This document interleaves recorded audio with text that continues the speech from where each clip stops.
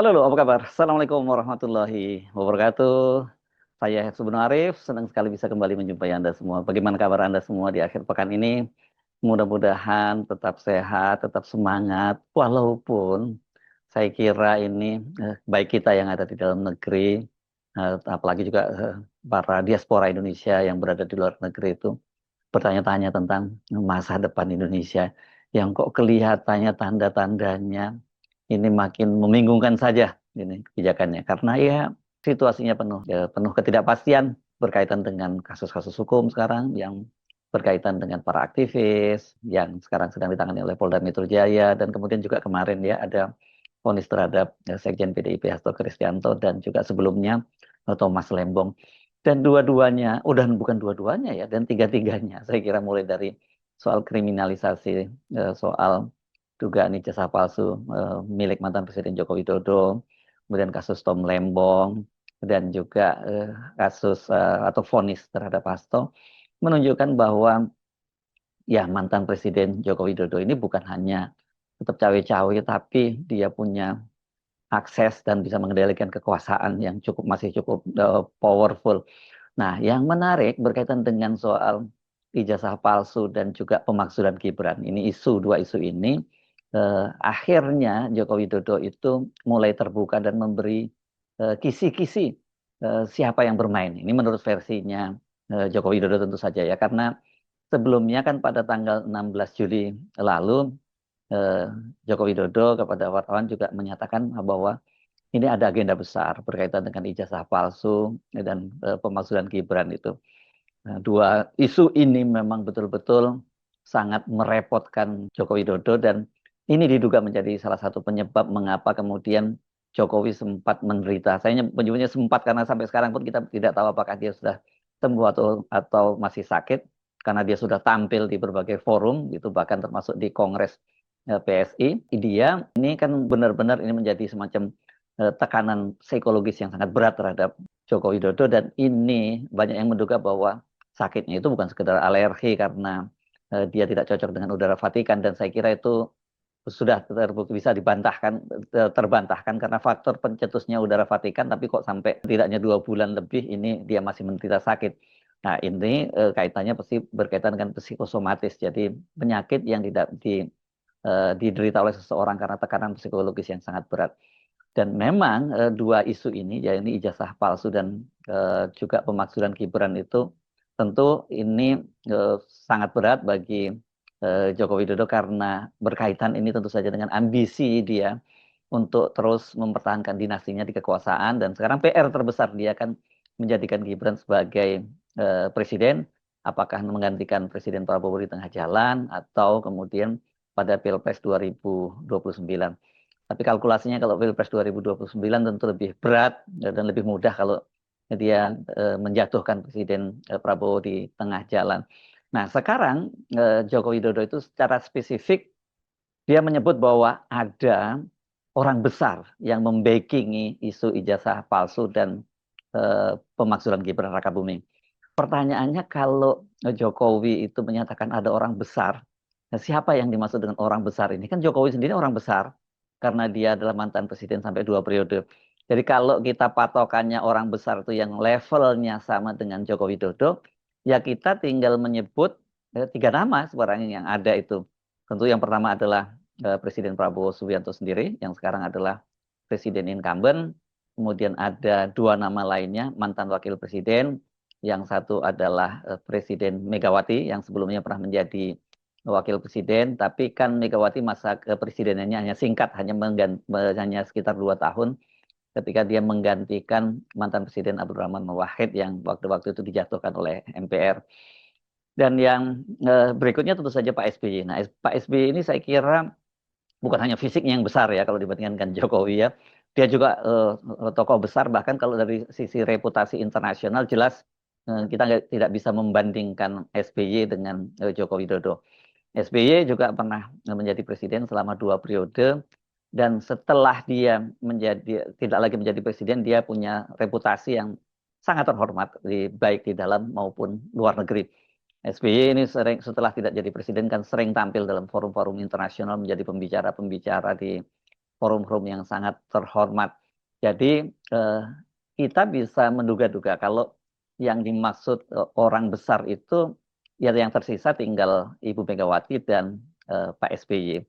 Kalau Pak Prabowo, saya kira sekarang ini kan mereka ini disebut sebagai dua bestie. Gitu. Pak Prabowo selalu mengaku bahwa dia adalah timnya Pak Jokowi dan pemerintahnya adalah meneruskan pemerintahnya Jokowi. Tetapi saya yakin Pak Prabowo juga tahu bahwa meskipun mereka itu disebut dua bestie, tapi sebenarnya diam-diam itu juga ada kompetisi dengan antara Pak Jokowi dengan Pak Prabowo ini. Ini mereka sebenarnya sama-sama saling tahu, tetapi tentu saja mereka tidak menyatakannya secara terbuka karena hubungan antara Pak Jokowi dengan Pak Prabowo ini kan tarik ulur ya setelah sebelumnya selama 4 bulan ya saya kira dari bulan Maret, April, Mei, Juni, Juli ya 4 bulan Pak Prabowo kan tidak pernah bertemu lagi dengan Pak Joko Widodo. Terakhir Pak Prabowo itu bertemu one on one itu sebelum akhirnya kemarin bertemu di Solo itu pada tanggal 26 Maret pada saat buka puasa bersama di istana. Setelah itu nggak pernah Pak Prabowo nggak pernah datang atau bertemu dengan Pak Jokowi. Bahkan ketika Hari Raya Idul Fitri tidak hadir, pada saat Pak Jokowi sakit juga tidak menjenguk. Tapi kemudian isu pasang surut atau isu merenggangnya hubungan Prabowo dengan Jokowi itu terbantahkan ketika akhirnya Pak Prabowo itu datang ke kota Solo, sowan ke Pak Jokowi, bahkan kulineran, dan Pak Jokowi juga mengantarkan Pak Prabowo kembali ke Jakarta. Tapi ya ada juga yang menyebutkan bahwa sebenarnya lingkaran dekatnya Pak Prabowo itu sudah berusaha memang untuk menjaga agar jangan sampai bertemu lagi dengan Pak Jokowi. Hanya saja kemarin karena Koperasi Merah Putih diluncurkan di Klaten. Nah, ini mau nggak mau kalau udah Klaten Solo ya nggak mungkin Pak Prabowo itu tidak hadir, tidak sowan atau berkunjung ke Solo. Dan kita harus tahu bahwa Koperasi Merah Putih ini kan menterinya adalah Budi Ari Setiadi, ini orangnya Joko Widodo. Jadi kelihatannya Pak Prabowo ini dalam tanda petik dijebak karena Koperasi Merah Putih, 80.000 desa yang didirikan Koperasi Merah Putih itu betul-betul mimpi besar dari Pak Prabowo. Jadi ketika dipusatkan di Klaten dan Pak Prabowo tidak hadir di situ, ini nggak mungkin. Tetapi kalau sudah tiba di Klaten yang hanya sepelemparan batu ke Solo, ini Klaten Solo ini kan bergandengan kotanya gitu. Ya sebenarnya ini nggak mungkin Pak Prabowo menghindari Pak Jokowi. Bagi Anda mungkin yang kenal wilayah ini atau yang tidak kenal kan ini Klaten, Kartosuro, Solo dan sebagainya itu sebenarnya sudah jadi nyambung lah seperti megapolitan city lah kalau untuk Jakarta seperti Jabodetabek kira-kira seperti lokasinya. Jadilah akhirnya bertemu dengan Pak Jokowi. Tapi itu informasi-informasi dan tafsir-tafsir yang berseliweran yang jelas secara kasat mata publik melihat bahwa Pak Prabowo itu sudah bertemu lagi dengan Pak Jokowi. Nggak lama kemudian rangkaiannya Joko Widodo diperiksa oleh penyidik Polda Metro Jaya di Mapolres Solo dan sebagainya dan menunjukkan betapa Joko Widodo itu masih punya akses kekuasaan yang sangat kuat. Jadi nama Prabowo kita coret sebagai yang orang besar yang dituduh oleh Jokowi menjadi backing dalam kasus ijazah palsu dan pemakzulan Gibran Rakabuming. Kalau kasus ijazah palsu dipetakan dengan pemakzulan karena sebenarnya pemain-pemainnya berbeda-beda gitu dan sebagai wartawan di lapangan saya bisa memberikan kesaksian bahwa memang ada irisan tapi memang tidak langsung lah kalau mereka itu kemudian terlibat. Hanya kepentingan saja yang kemudian menyatukan mereka karena agendanya sebenarnya berbeda-beda. Kepentingan menjadikan Jokowi sebagai musuh bersama dan kemudian kesadaran bahwa Gibran itu memang harus diamputasi, jangan sampai dia menjadi presiden di Republik Indonesia, karena kalau sampai terjadi dia menjadi presiden Republik di Indonesia itu bisa bencana jilid 2 setelah eranya Jokowi, bahkan bisa lebih parah lagi kondisi Indonesia. Mari kita analisis soal sekarang yang tersisa berarti dugaan nama yang disebut oleh Jokowi sebagai orang besar membackingi ijazah palsu dan pemakzulan Gibran itu kan tinggal Megawati dengan SBY. Nah, kalau Megawati saya kira kita ya konflik antara Megawati dengan Joko Widodo itu sudah terbuka semua, publik juga tahu sebagai residu dari Pilpres 2024 atau kalau kita tarik ke belakang itu sebagai residu dari keinginan Joko Widodo yang ingin maju sebagai presiden sampai 3 periode, kemudian tetap ditolak oleh Megawati, dan ketika dia minta perpanjangan jabatan dengan alasan karena ada untuk menggantikan waktu-waktu yang hilang, yang dia tidak efektif sebagai presiden pada COVID 2020 sampai 2021 kan juga ditolak oleh Megawati, dan akhirnya eh, Joko Widodo sebagai kader PDIP balelo terhadap putusan partai yang memutuskan untuk mengusung Ganjar Pranowo dan Mahfud MD sebagai pasangan calon presiden dan wakil presiden, dan kemudian Joko Widodo lebih memilih Prabowo karena di situ anaknya yakni Gibran Rakabuming menjadi calon wakil presidennya. Jadi terbuka bahwa ya memang mereka ini bermusuhan. Tapi kalau kita lihat dalam isu ijazah palsu, politisi PDIP itu sebenarnya lebih banyak menahan diri, dan secara resmi memang Ibu Megawati juga tidak langsung ya menyerang soal itu. Hanya pernah di satu forum, di forum PDIP, Ibu Megawati menyinggung itu, ya kalau memang punya ijazah ditunjukkan saja gitu. Walaupun sebenarnya soal ijazah ini pasti PDIP tahu.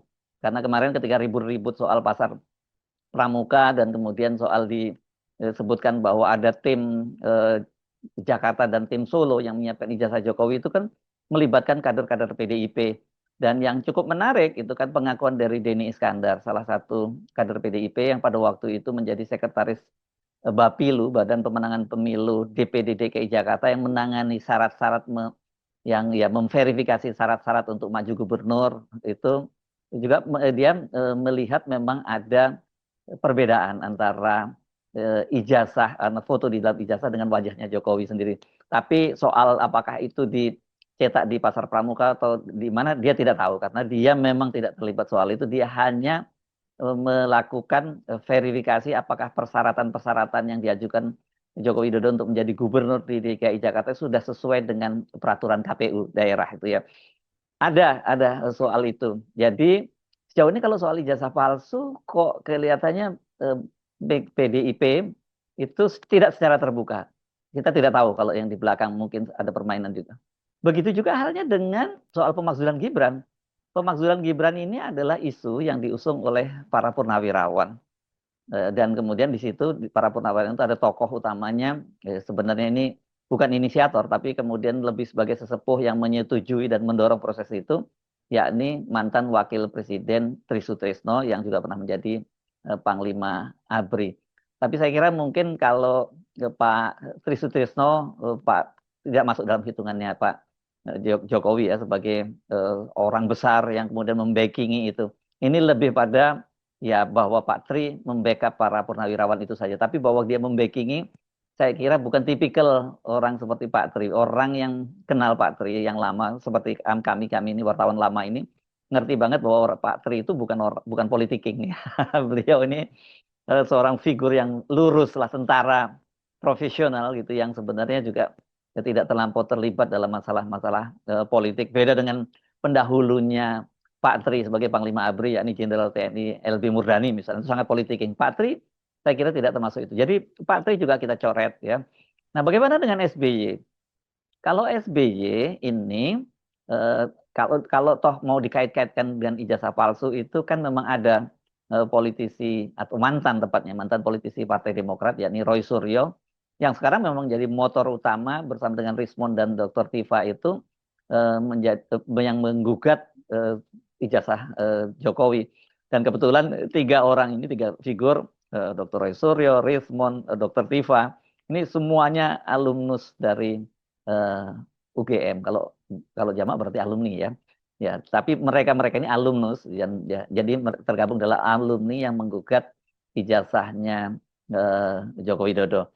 Kalau mau dicari-cari itu ada kaitannya. Tapi kan kita tahu Roy Suryo sudah secara resmi mengundurkan diri dari Partai Demokrat, walaupun dia pernah menjabat sebagai Menteri Pemuda dan Olahraga. Jadi saya kira kalau kemudian SBY dituding menjadi orang yang di belakang layar untuk soal ijazah palsu ini, mungkin terlampau jauh ya, karena Partai Demokrat sendiri juga kelihatannya tidak mau terlalu jauh masuk ke wilayah ini.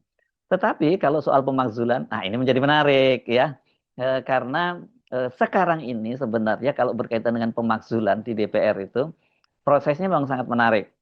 Purnawirawan yang dipimpin oleh Pak Tri itu kan sudah secara resmi mengajukan surat ke DPR RI, bukan hanya ke DPR RI, ke MPR, ke DPD, jadi ke parlemen, tepatnya kita sebutnya begitu ya, ke parlemen.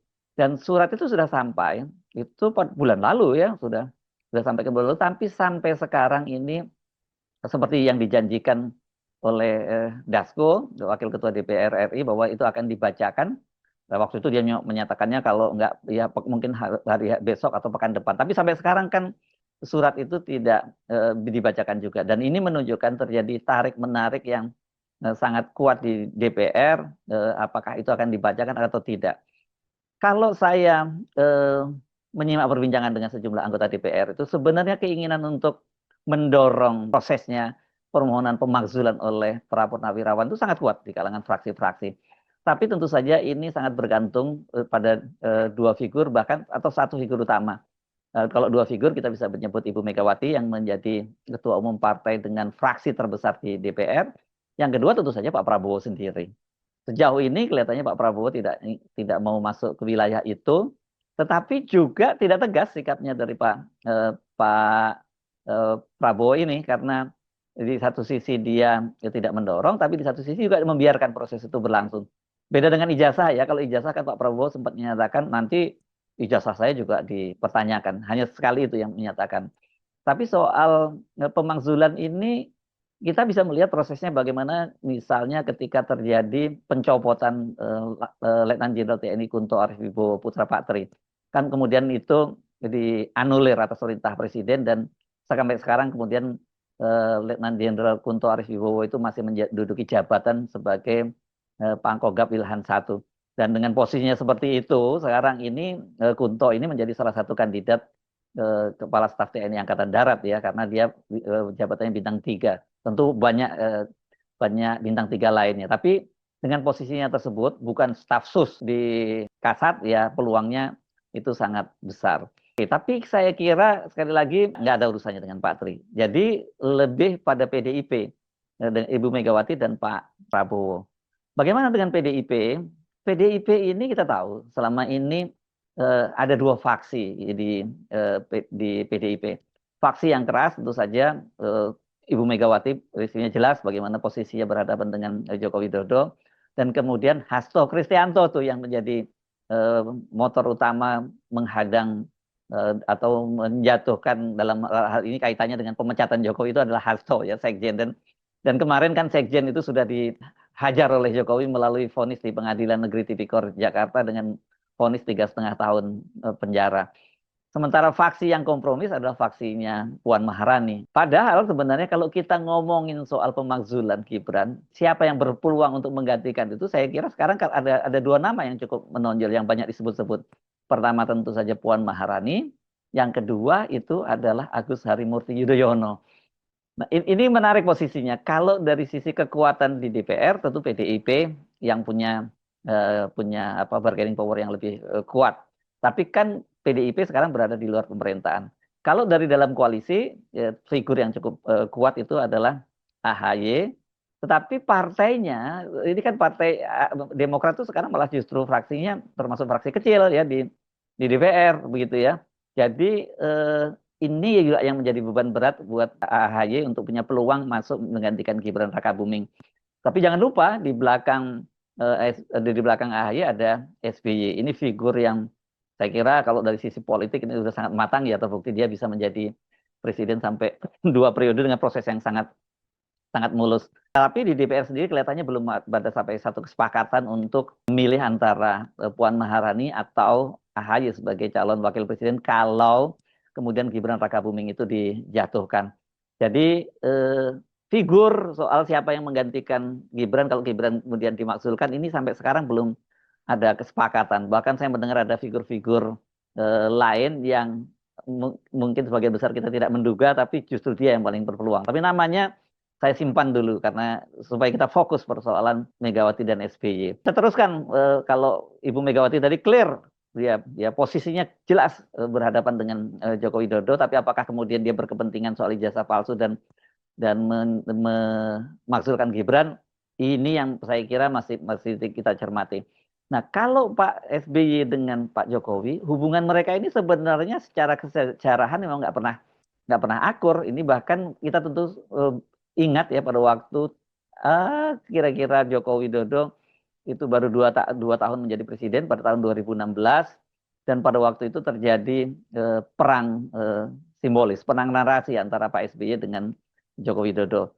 Pada waktu itu Pak SBY melakukan tour de Java gitu ya, dan kemudian di situ dia bicara pada konstituennya yang mengkritik pemerintahannya Joko Widodo karena fokus pada infrastruktur gitu ya. Sementara kan kebutuhan-kebutuhan lain yang prioritas oleh Pak SBY itu dinilai ini bisa karena kalau pemerintah terlalu mengandalkan infrastruktur, jor-joran infrastruktur itu bisa berdampak terhadap ekonomi rakyat.